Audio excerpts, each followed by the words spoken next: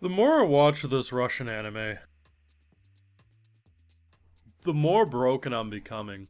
I think between this and the Deer show, they're fighting for my mental health, man.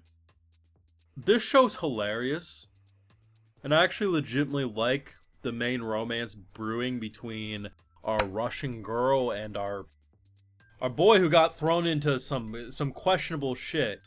But it's the fact that the more I see of this little sister, the more I see of Yuki, the more I realize that the best way to explain her is it's like those guys in high school or college.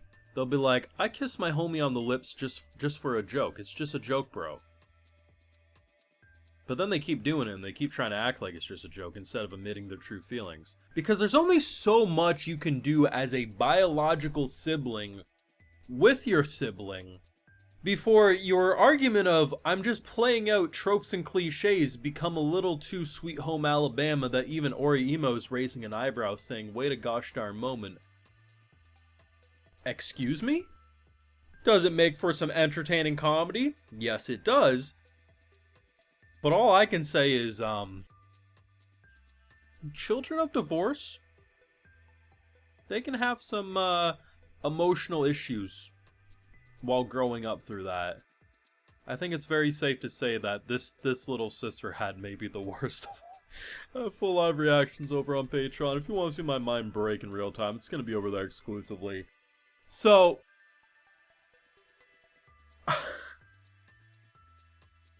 I love the dynamic because it's just so what the hell.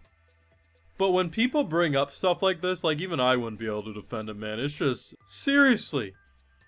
This show has one of the most generic looking posters of this anime season. And somehow it became the biggest WINCEST meme fest of all time. It's the fact that, okay, certain families, it's true, will treat nudity different than the other. Oh, accidentally walked in, whatever, I'll turn away, walk away. We're not going to make a big deal of it. Sure, whatever. It's the fact that our boy walks in and just stares. He's like, you're trying to set up a plot line, right? Instead of just like turning around, doing the no. And then it keeps going and going and going to the point that as she's pretty much naked, they can have a conversation about how he's like, no, sneaky peeks are much more important. If you just show the full thing, I'm not going to be that interested. But if you show me a little, side boob action, maybe a little, as we see with all the pits, that's where the magic happens. And she's like, oh my god, I never thought of it. Like, she's having this Jimmy Neutron brain blast moment about how to go about things. And throughout the whole episode, man, it's just, the more she talks, the more she opens her mouth, the more questions I have. That moment when she shuts the door, right? Like after he talks about how he's gonna help her become student council president, right? She shuts the door. And you do get the impression, even with the questionable Orimo-ish behavior going on in this household, you still get the impression that she legitimately wants to bring out the best version of him. Though there's other things she probably wants to bring out and have some fun with, but I'll leave that to your imaginations.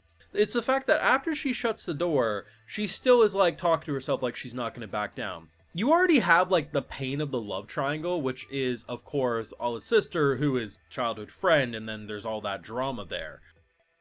And it's the fact that every couple of episodes it actually reminds you that no, in actuality, we're at least a love square.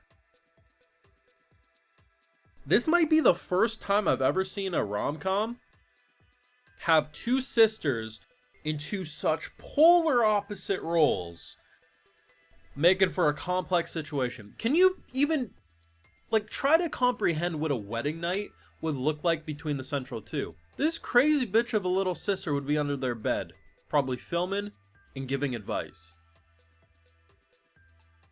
There is such a thing as too close for comfort, and she is the living embodiment of that.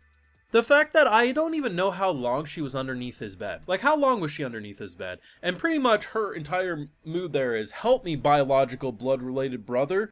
I need to be pulled out. It's like, he had every right to just try to smother her in that moment. It's just, on one hand, you have this okay, this is like anime memes here. Like, they're just playing into all the cliche bullshit. And both of them are in on it. But then when you actually take a step back, you realize, no, anime fans can try to argue all they want that she's literally just trying to help her brother. Maybe you can get away with the first time she woke him up by straddling his lap and talking about his stiffy. Maybe. But it is very clear that there's been years of this nonsense of sexual flirting between these two, that you cannot with a straight face continue to say it's all jokes, bro. This is some Orihimo shit. It's hilarious, but I was not expecting that from the most generic poster image of the season.